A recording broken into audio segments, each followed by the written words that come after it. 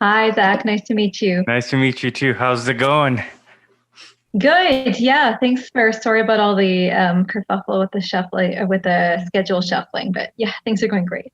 No problem. It's been a interesting week. Let's just say that already. I'm sure. I'm sure you're doing. It sounds like you were doing some filming in the OR earlier I today. was. I guess I'm having a day filled with doctors today. Yeah, exactly. A plague of doctors. A year in Edmonton, or no, Sherwood Park. Yeah. Yeah. Good for you. Most people don't know where Sherwood Park is, so I just say Edmonton as a Oh, default. were you working today, or are you off this week? No, I'm off clinical. I'm on call most weekends this month, so I figured I could get away with doing a space med day instead. Love it. Now, are you from, I guess, Alberta originally, or what's your journey in early life? Yeah, that's a great question. So I pretty much say I'm from Alberta. So I was born in Brandon, Manitoba, but moved here when I was 11 months old, and then did all of my schooling here, except for like my master's and some of my residencies, which I've done away. Right. But yeah, I spent a lot of time in Sherwood Park in Edmonton. So I often say I've been born and I've been brought up here, if not born here. Pretty much, like same with me. I was born in East Africa, but came here like 4 months Oh, ago. cool. Whereabouts in East Africa? Tanzania, Dar es Salaam. Yeah, Oh, cool. Have you had a chance to go back? I haven't, but I do want to go back. I think there's a lot of things I want to visit. You know, obviously where I was raised as a young boy, and where my Mhm. parents were raised. You know, I think that'd be kind of neat to see. Hmm. You know, when I hear like we often hear about, the downside and the poverty in Africa, but if you look hard enough and you don't have to look far, like hearing about the beauty, for example, I've heard in Kenya, in Tanzania, South Africa, Rwanda, like it's these undiscovered beauties that you don't find anywhere else on the planet. So that's really cool that you have heritage there. Yeah, absolutely. And you know, it's interesting to see. We, I don't. Is my audio a little weird? No, not at all. I'm hearing you loud and clear. There's no cuts. You're coming through fine. Are you hearing an echo? Do you want me to get earbuds? What I was gonna say is, you know, oftentimes we see people down there and we say, "Oh my God, they must be so miserable and whatnot," but they're actually genuinely happy. People adapt to where they are. It's really cool to see that. It's that and it's the values as well, I think. I think a lot of where I've come to today has been from family values, Mhm. as well as values that have been instilled, I think, culturally. So I think you're right. I think that plays a huge factor into it. Yeah. Is mom and dad from India? Yeah, they grew up in Mumbai, Gujarati by background, but yeah, they were born and raised in different suburbs of Mumbai, and then decided to go on an adventure in the '80s and say, hey, let's pack up everything in a few suitcases and come come to Canada in the middle of winter and -30, and they chose Brandon, Manitoba, Oh and my, that was their origin story, and it's worked out. I love it. And have you visited Brandon, Manitoba, or Mumbai yet? Not Brandon, Manitoba. Mumbai every 5-ish years. I'd like to go more frequently, but my entire extended family is there, and they're just incredible human beings. I love them to bits, so I love seeing them. Right. So I'm guessing you speak Hindi or Gujarati. I speak Gujarati. All I can say in Hindi is Hindi nahi aati hai. Like I don't know Hindi, or meri Hindi bahut kharab hai. Yeah. But Gujarati I grew up with, so I've had to give the odd awkward interview in Gujarati, which apologies to Gujarati speakers, but it's been quite fun. So it's like Kem Cho Majama Che. Like, Yeah, exactly. Yeah, tamne kimchi. Itame Kem Che, yeah, that's awesome. Yeah, because there's a lot of Patels out there, isn't there? That's a popular. So this is wild. The most common surname in the States is now Patel. It's not Smith, it's Patel. What? Yeah, I heard this a couple of weeks ago. Wow, that's interesting Yeah, to hear. taking over. Yeah, that's what I was just thinking. Did you know you wanted to become a doctor, and obviously leading to all the other things that you started doing in your career and in life? Yeah, it was kind of a natural progression. So like a lot of kids out there, this was before YouTube, before kids wanted to grow up to become YouTubers. I wanted to be an astronaut. And I just never grew out of it. And I was lucky enough to be growing up in the 90s during the time of the second ever Canadian Space Agency astronaut selection. And so Dr. Roberta Bondar, the first Canadian female astronaut to fly in space, was incredibly inspiring to me. You know, I looked at her and I said, okay, she's Canadian, I'm Canadian, she's female, I'm female. So now all I have to do is go be a neuroscientist, doctor, and then astronaut, and then that's what you do. And so that's why I was inspired to study neuroscience and then medicine, and then, you know, keep that space dream, you know, as well in the back of my mind. You know, many of us grow up thinking we're gonna, I don't know, find a career path, and it changes over time. Like myself, I wanted to be an aquamarine biologist because I love orca whales. That didn't happen. Cool. But you really were stuck on what you wanted to do year after year, and that's some sort of a dedication and discipline. Yeah, you know, I think there's a lot of factors at play here. So I think part of it is luck and circumstance. And so I think having the environment that we have today, you know, we can learn about things, we can join groups, we can teach ourselves on YouTube, we can join massive online open courses. Those things being available to me when they may not have been available to a generation before, or in different countries, I think was incredibly fortuitous. Having incredible family support who, said, kind of raised their eyebrows at saying, hey, I want to do this, but also, you know, let it happen, was huge. And then I think as a kid, I had certain traits that, you know, were just not really kid traits you'd find in a kid. Like, you know, when I was 10, I would say, okay, I haven't done enough with my life. Let's make a bucket list for things I want to do in my life. Let's get a black belt in a martial art, things like that. Or, you know, when I was 7, you know, I had asked for a gaming system when I was 4, and then said, okay, well, this was fun, but I'm wasting too much time on it. I'm not going to ask for any more gaming systems. Like, what 7-year-old does that? But I did. So I think it was having some weird, very hardworking traits. And I would say that those were kind of instilled in me by my parents, because they just worked hard. To this day, they work hard. And it's sort of like that's the norm. You see, you know what you see, and that's your normal. Do you think that's our parents, I guess, immigrant mentality and the chip on the shoulder, and we come to Canada and we want to really work hard and, you know, obviously do well so our kids do well, kind of a thing? I think I appreciate it more as an adult, you know, seeing, and that's colored by 2 things. Like, you now appreciate what it means to be an adult. And so to have 2 adults pack up everything in a couple of suitcases, leave their support systems behind in India, and say, hey, we're going to go find a place where there might be more opportunity for our hypothetical future family that doesn't exist yet. That requires, like, I have tremendous respect for that. So I think that's part of it. And then, you know, just paying credence to the fact that, you know, that was a decision. And perhaps if I lived in a parallel universe in a different country, I might not have opportunities that I have here, growing up in Canada. So I think, you know, I'm genuinely cognizant and grateful for that. And then the other part of that is through medicine, you know, you see not great circumstances when children are deprived of security or safety, and you realize that how important having that familial bond and security and comfort and safety is to development. And you don't know that as a kid, you know, you don't appreciate that, but as an adult, it's sort of like, wow, that I really lucked out there. Did you find discipline through martial arts as well?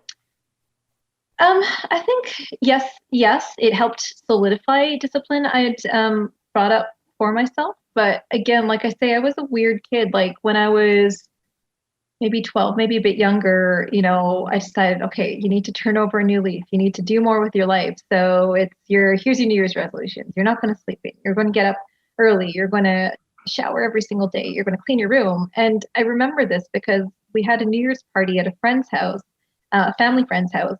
As kids, you have no sense of circadian rhythms. We were up till 4.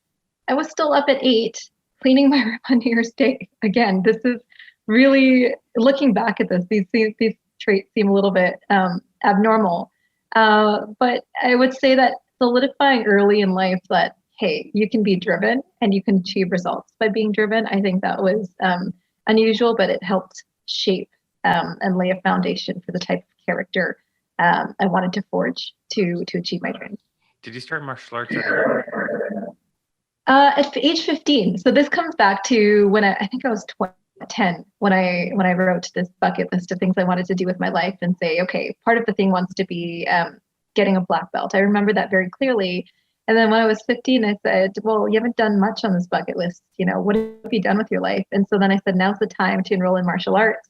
And that's when I joined Taekwondo. And, when you find the right martial arts gym or dojang, it's like finding your second family. So I'm a second degree black belt now. And obviously I take a lot more time off now with everything else that I have going on. But every time I go back, it's just like a reunion. So, discipline is a core tenet. And then we also instill other values. So within the Federation of Taekwondo I train in, we have 5 fundamental tenets. So courtesy, integrity, perseverance, self-control, indomitable spirit. And part of it's learning that. And then part of it's looking back as an adult and saying, yeah, I really tried to live those values. And they feed into each other. In Taekwondo, do you guys use patterns? Yeah, we do. Okay, yeah. I did martial arts since 4 years old. I did Hapkido. Nice.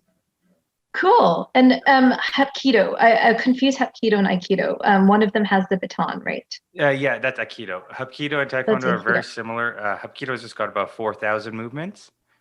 Nice. So one of these days we'll have to spar. Yeah, I need to get back into training. Oh, it's been a while. Yeah. No, you know what? You learn so much, and like I agree with you. It is a second family. You spend so much time there, and you find a love for things. It's hard. It's not easy, but you can get through it. Put your mind to it. Absolutely. And some of the greatest lessons, you learn on the fly. You learn in the sparring ring. When you're punched in the face and you had a plan, well, you have to come up with a new plan. So there's been a lot of lessons along the way. It's so funny. A lot of the accolades or trophies or what you get in life, the most memorable ones for me are the ones you do in martial arts at times. Growing up, you're like, oh my God, in the tournaments, and you're like, I remember that. Yeah, white belt. Yeah, or the times you didn't win. So as a color belt, I was tall, and it was just so easy in the sparring ring because disproportionately, like the reach I had with kicks, especially. As a 15 to 17-year-old, it was easy. And then when you get to black belt, I must have gotten my black belt around 2021. Yeah. It's a whole new ballgame. It's the chess, the mental aspect of it. And then it's sort of like, okay, I lost, but that's a really important lesson. You have to rethink it all. Oh yeah. In the losses and the failures is where there's a lot of beauty there, I find. That's where you pick yourself up and say, okay, made that mistake, we'll try not to do it again and go again, right? And you learn. And if you stay there, I think that's where or dwell on it too long and be upset and not learn from it, that's where I think people don't grow. What about yourself?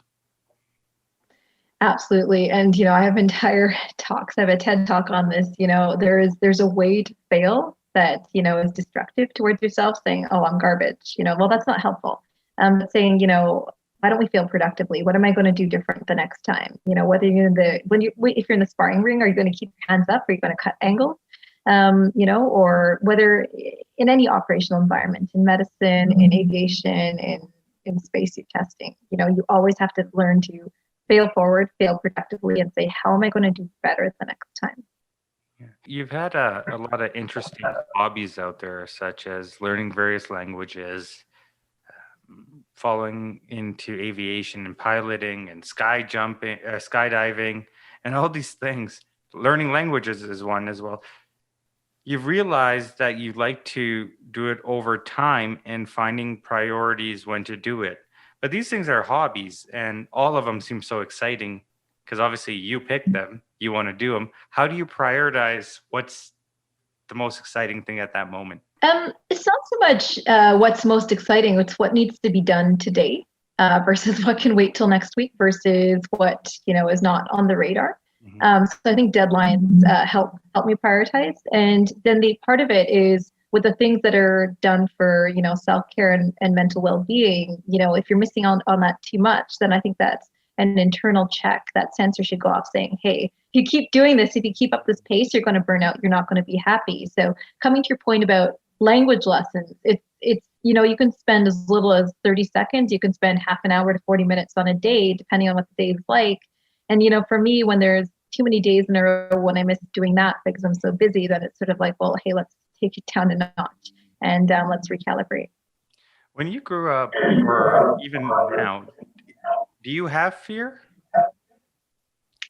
Yeah, I used to not or think I was not afraid of anything. And then I tell this story frequently, so apologies to anyone who's heard it before, but I found out what I was afraid of the first time I went skydiving, because, I had never had this fear of heights. I always loved being on tall buildings and looking down.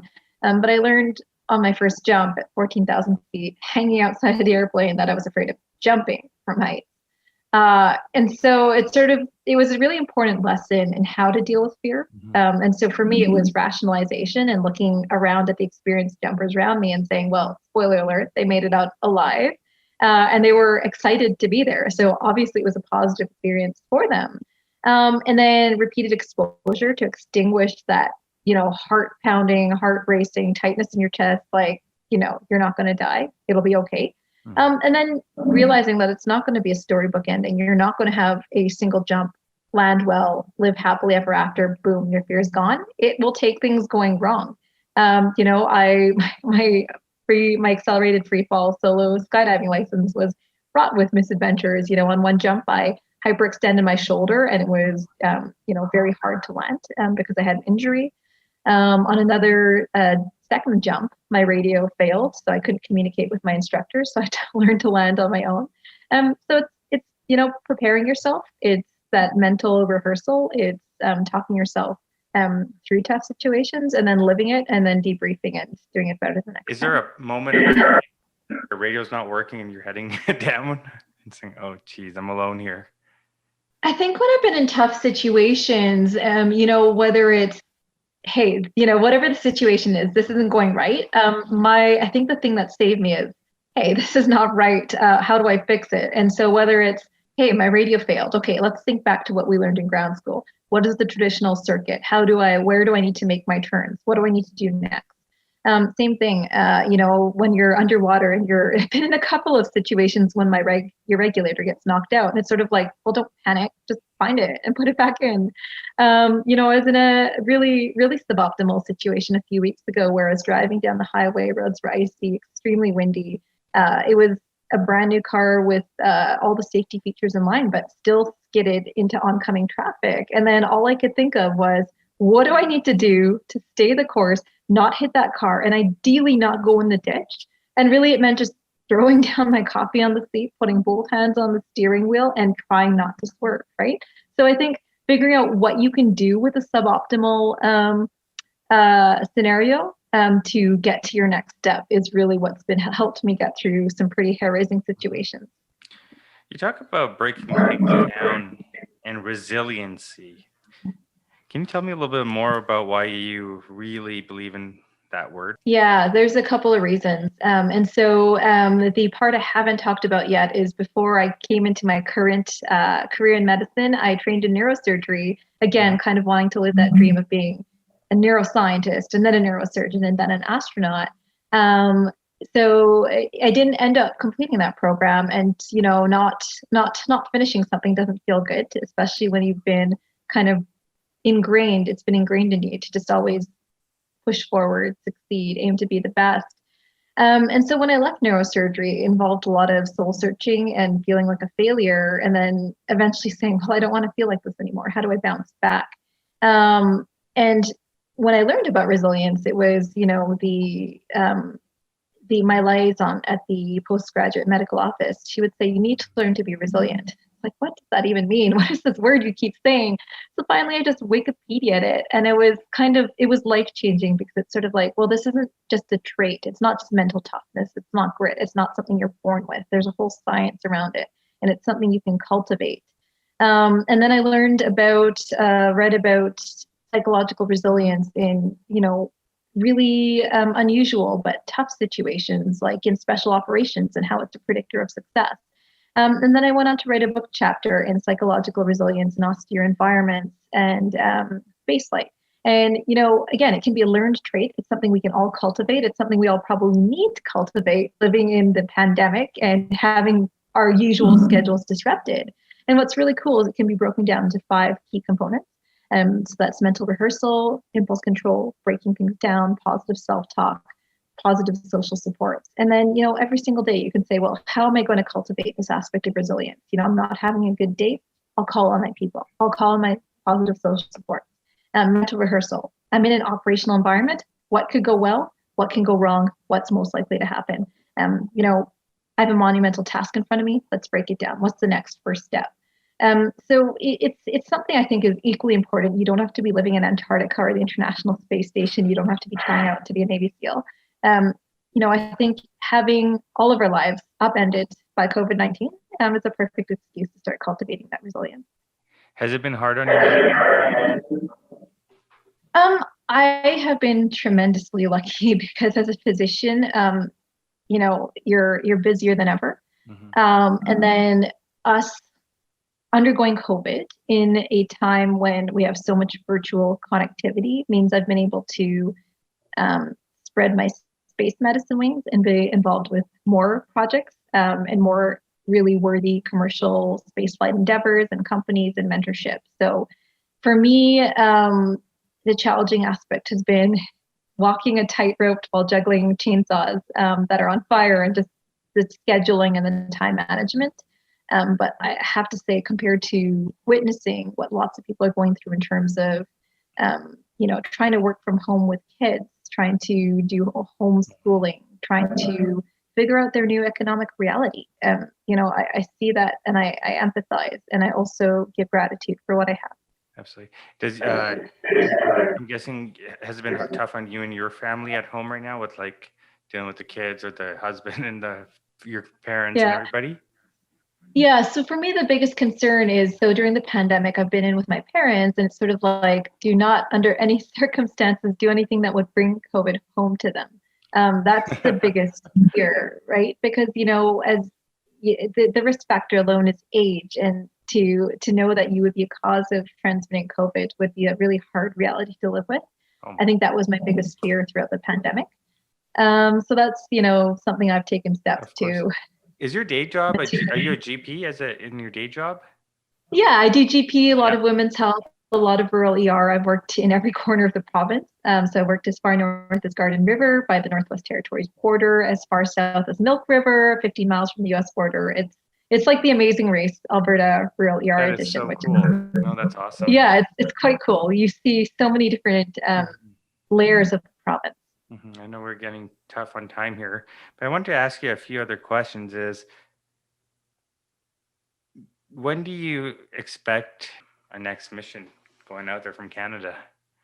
And for you so that's a great question. So just by way of background, when we talk about opportunities in human spaceflight, so there's the traditional pathway to being an astronaut, being a Canadian Space Agency selected astronaut, or there's opportunities in commercial space. And when I say this is the best possible time to be alive and interested in space, I mean it, because, right now we have 4 incredibly talented CSA astronauts. We have Jenny Seide, Josh Kurchik, Jeremy Hansen, David Saint-Jacques. Their resumes are incredible. They train with the NASA astronauts, but we also have the path towards commercial space, which I hope to find a flight opportunity with Project PoSSUM. We do really cool things like work with Canadian Space Agency to do spacesuit testing 0G. And, this really is the time. SpaceX and just announced the Inspiration 4 mission. And one of my good friends and PoSSUM colleagues, Dr. Cyan Proctor, was announced on that mission. So, I would say for anyone who has a space dream, keep your sights on that goal and help democratize that access to space. So for me, hopefully it's just a matter of time. Yeah. Mars One?